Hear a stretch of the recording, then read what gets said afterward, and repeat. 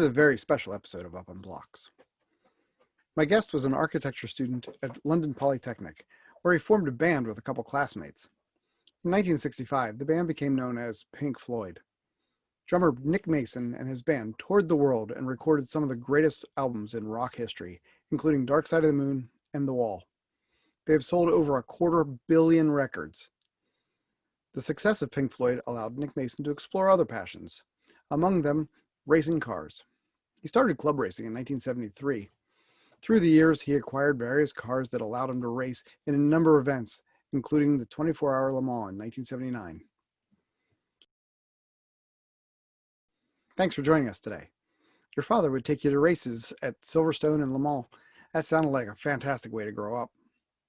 He didn't take me to Le Mans, I have to say, but from a small boy, I was taken to Silverstone.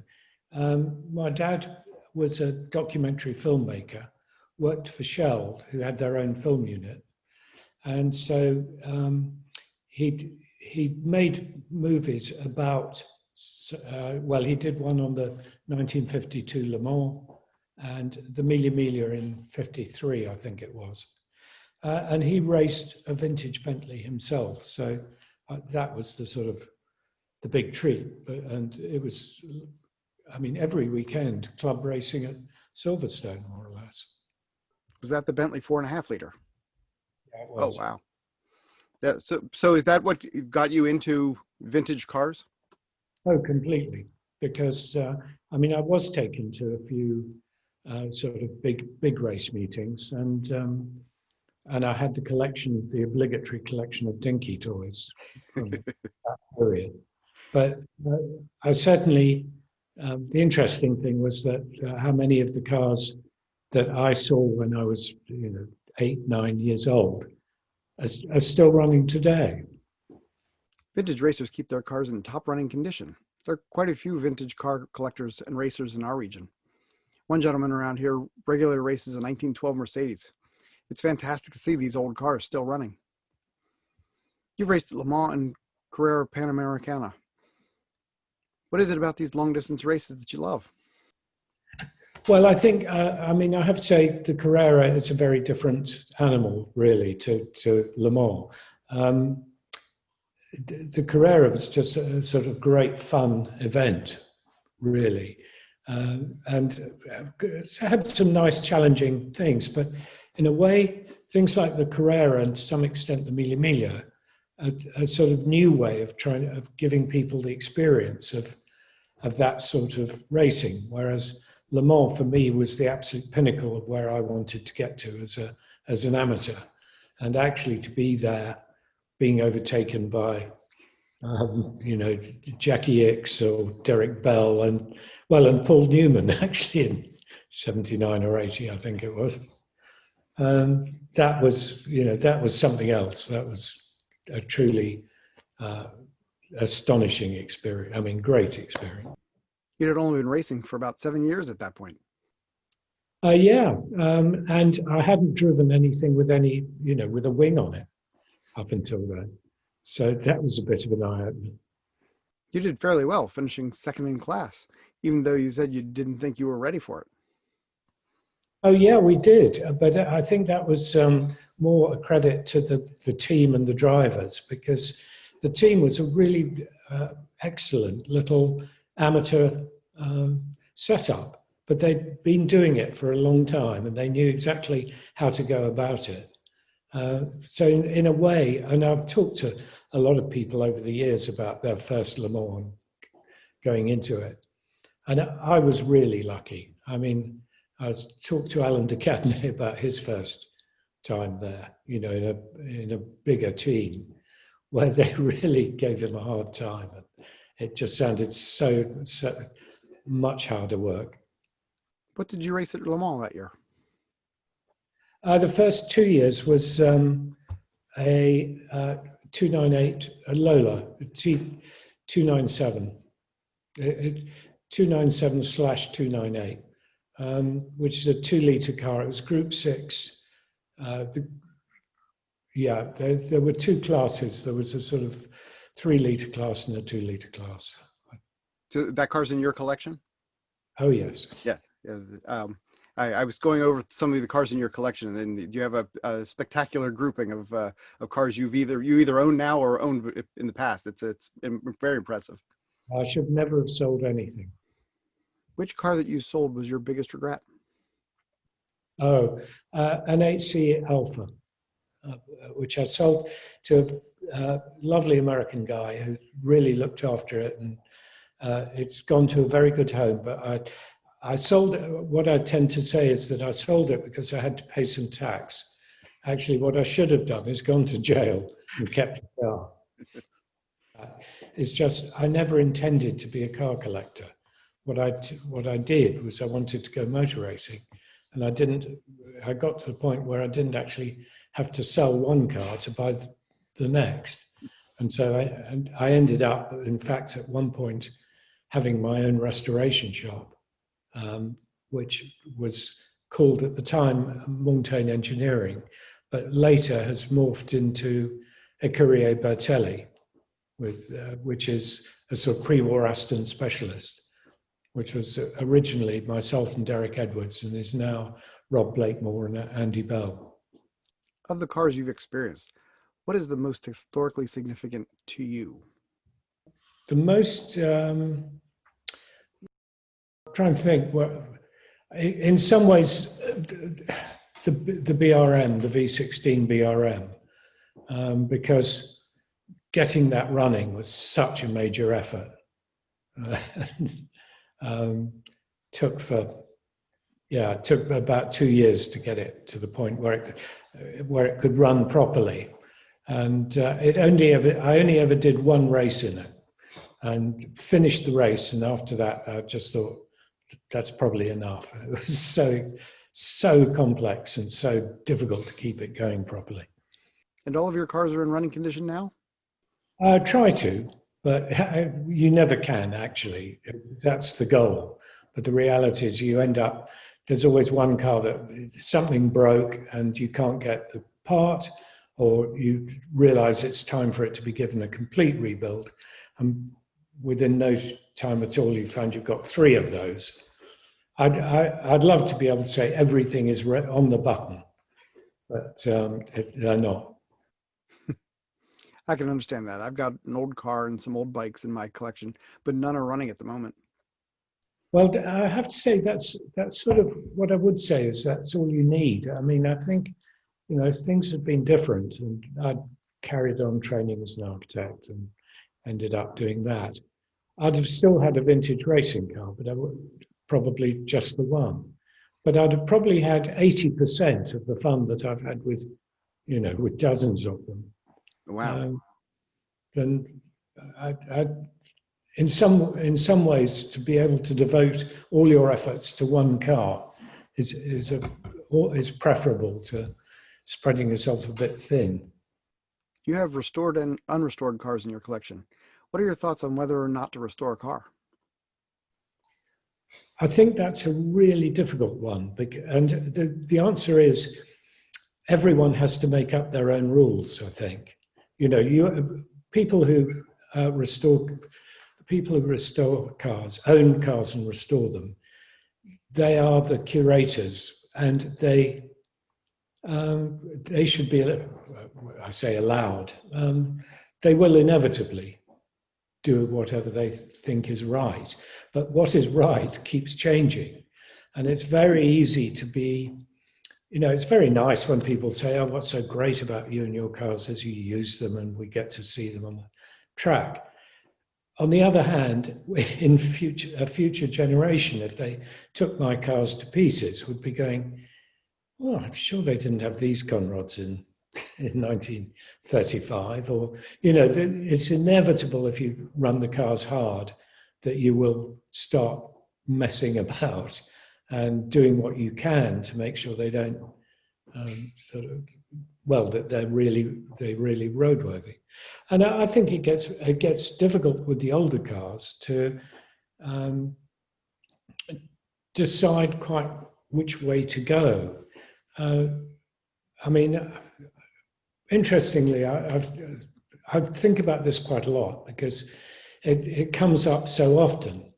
And there was always this thing where the English were, or the British were a bit sort of snooty, really, about American restorations. And there was a tendency to accuse them of chrome plating Bugatti parts and generally, turning everything into a sort of white wall exercise. But actually, when it came to vandalism, England was far worse. There are no longer any nice Bentley sort of saloons because everything was cut and shut, and 3-litre chassis had 4.5-litre engines put in them, and it's absolutely appalling now to look at some of that. And sometimes now, when you're restoring a car, you're not quite sure whether which period of its life it should be put back to. And I think this is, again, one of the reasons it's so interesting is because Classiche, the Ferrari restoration place, have a more or less a sort of rule, an approach that says we'll restore the car to as it left the factory, which is in some way, it's good to have the clarity, but in a few cases, there are going to be cars that actually were famous because of something that was modified on them, or some way that they won that race with some slight different arrangement on the bonnet or whatever. And so I think, as I say, it's helpful to talk to other people about it and try and at least know why you're going to do things, so that then you can argue the toss and just say, because I like it. I mean, I say that because my 512, for instance, has not got the original body on it. Okay. I think it originally ran as a long tail with a hard top on it, rather than the Spider.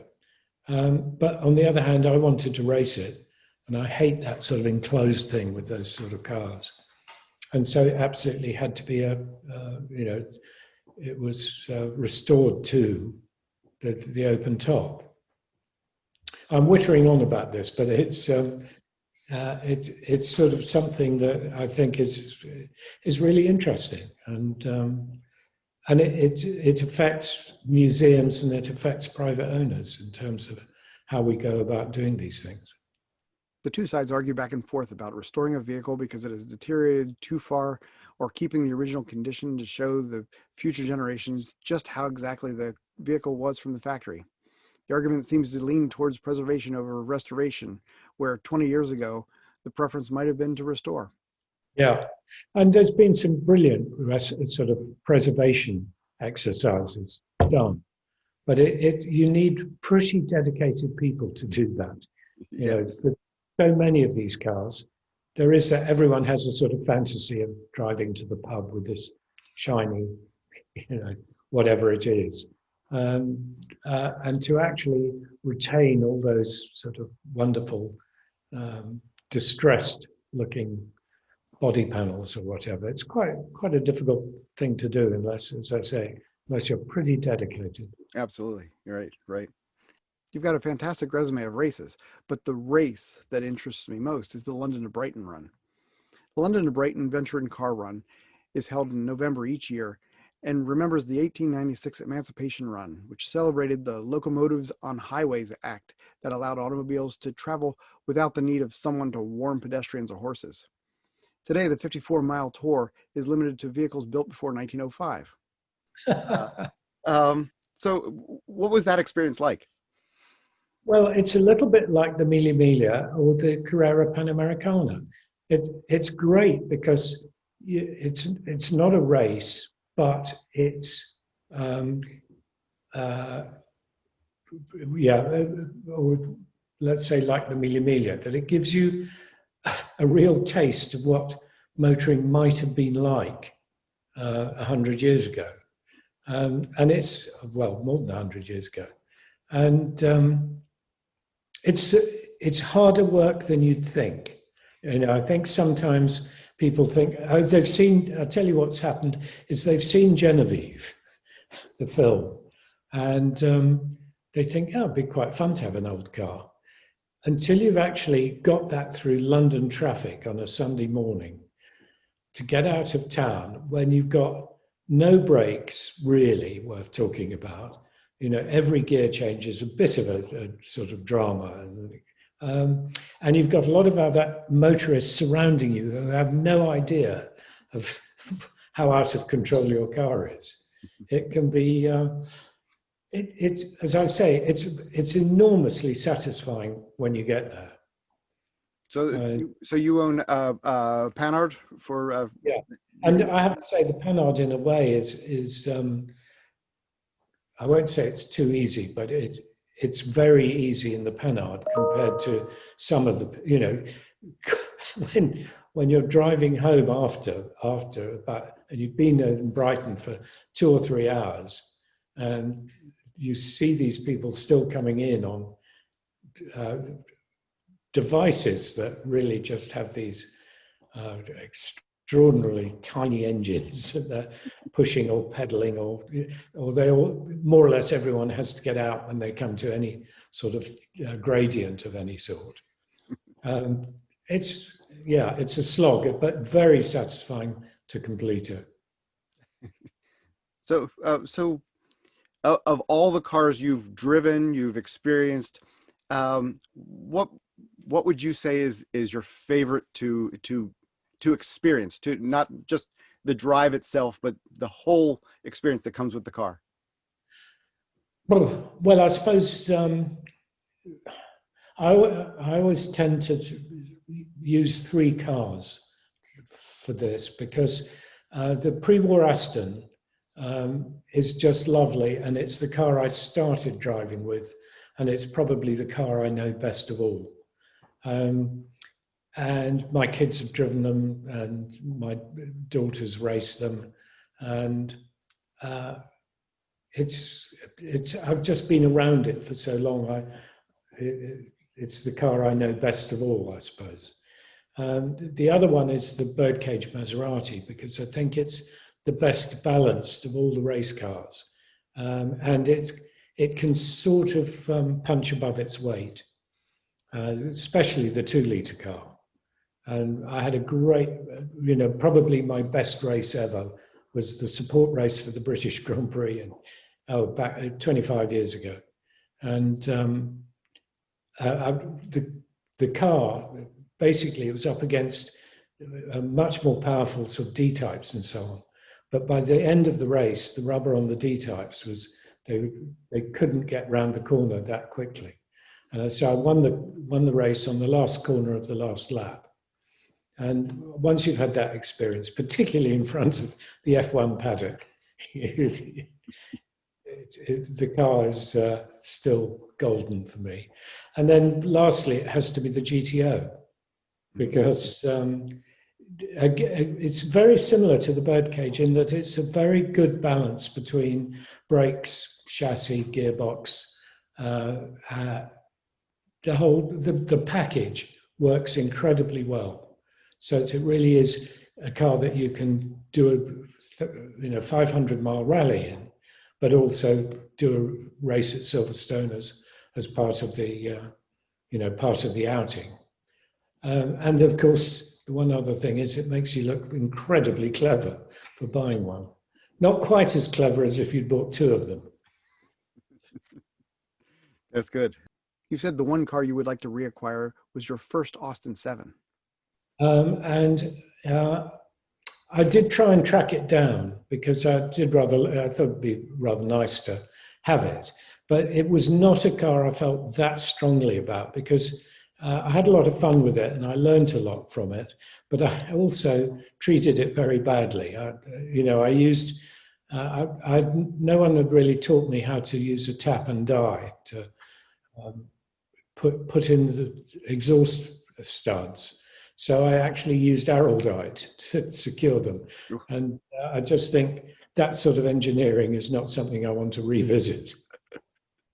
Is there a car that got away? Is there a car that you've always desired, but for some reason you've never purchased? I'm tempted. Who was the American who said, "I never met a man I didn't like"? Will, who was it? The sort of cowboy who went into politics. Will Rogers. Was it Will Rogers, Will Hayes? I'll have to look into that. Yeah. Anyway, I'm sort of tempted to say I've never met a car I didn't think I ought to own. Yeah. I suppose there are a couple of things that where I was offered cars and didn't appreciate what they were, I suppose. But not really, because I mean, one of the great things is having been privileged to drive something like the Auto Union, which is a fantastic piece of kit. But I think the BRM taught me that you don't have to own fantastic pieces of engineering. It's almost better if the factory or someone else actually looks after them and pays to rebuild them. There's nothing I sort of think, oh, I wish I've got that, wish I'd done that. Lots of things I'd like to have, but not. Your first big car purchase was a Lotus Elan 2+2. What drew you to that particular car?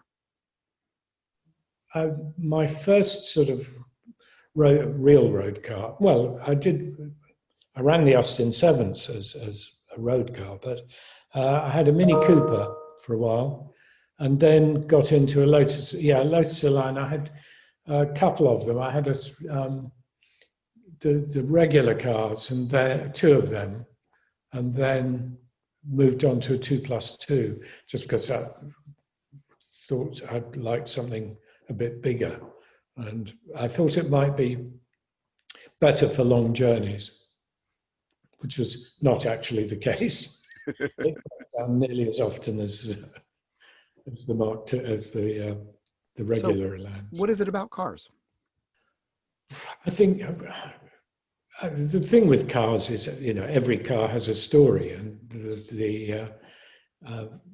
every car I've owned has had it arrives with one story, and then you start creating your own, And I mean, take the Austin 7, my first Austin 7. It kicked off because I hadn't got my license at the time, and it cost the car cost $30. I remember that, and my mum and dad went to pick it up, and I think we had a 3.4 Jaguar at the time, and so I wasn't on this expedition, and they went to pick it up, and they had to tow it back, and so my mum drove the Jag, and my dad, who's 6'4", steered the Austin behind the Jaguar, and it just so happened that they were pulling the route that they chose to take home was the same route that the Queen was using for some sort of grand occasion. So my parents were cheered loudly all the way, more or less all the way home through the streets of London, because once people started hearing the cheering, they'd start, and then this Jaguar would appear pulling what looked like a baby pram behind it. And, that was the very first thing that happened with it. From then on, it was, it taught me a lot about fixing cars and doing the brakes. And I had an experience which I think a number of people had with old cars, which was, the reality was my father preferred fiddling with the brakes and trying to make them work, and then would lend me the Jaguar to go out by the time that I'd actually got my license. Yeah, I fully understand that. I bought an MG when I was in college, and my father thought of cars as transportation. So the car, he worked in a garage when he was a kid, but it was just transportation when he was an adult. And I bought the car without him knowing, and I brought it home, and he saw the car roll up there, and he took the wheels off of it, and he prepared it for restoration. He bought a transmission for me, he got a battery for me, he got all kinds of starter parts. Like, for a guy who didn't want to have this project, he was all in. Yeah, No, it's very good. I think some parents get involved because they'll do anything to stop their kid riding a motorbike. Yes, I can understand that. Yes, if the car was not much, but a little bit safer than a motorcycle. Yeah. So, well, I want to thank you for your time. Thanks to Nick Mason for talking to me about his life with cars. If you find yourself at a vintage event, such as the Goodwood Festival of Speed or the London Brighton Run, you may just catch him demonstrating what can be done with a 1901 Panhard or a 1996 McLaren F1. Until next time, this is Up on Blocks.